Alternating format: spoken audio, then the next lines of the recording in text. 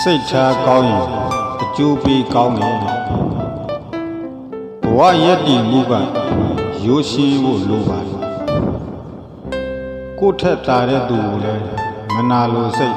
မထားပါနဲ့ကိုပြောလို့ရတယ်ဆိုပြီးတော့လဲဖိနှိပ်ဆက်ဆံတာမျိုးမလုပ်မိပါစေနဲ့ကိုကတော့တာစီသူများတော့နာစီဆိုတဲ့စိတ်တက်မျိုးလဲမထားပါနဲ့အရာရာကိုချင်းစာစိတ်လေးထားပြီးလှုပ်ဆောင်မယ်ဆိုရင်မိမိအတွက်ရောသူတစ်ပါးအတွက်ရော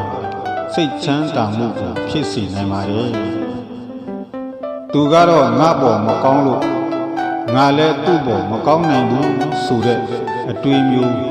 မတွေးလိုက်ပါနဲ့သူများမကောင်းတာကသူများပဲလေကိုကကောင်းအောင်နေရမှာကကိုယ့်ရဲ့တန်ဖိုးပဲမဟုတ်ဘူးလားကိုယ်စေတနာ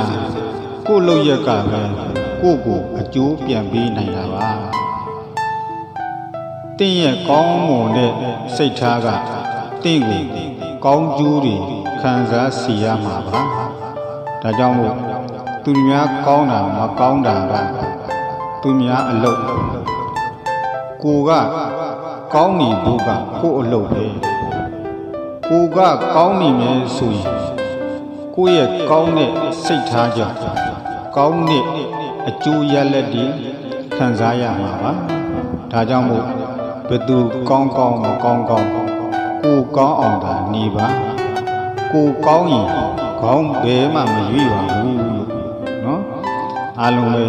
နှလုံးစိတ်ဝမ်းကြည်လင်အေးချမ်းကြပါစေ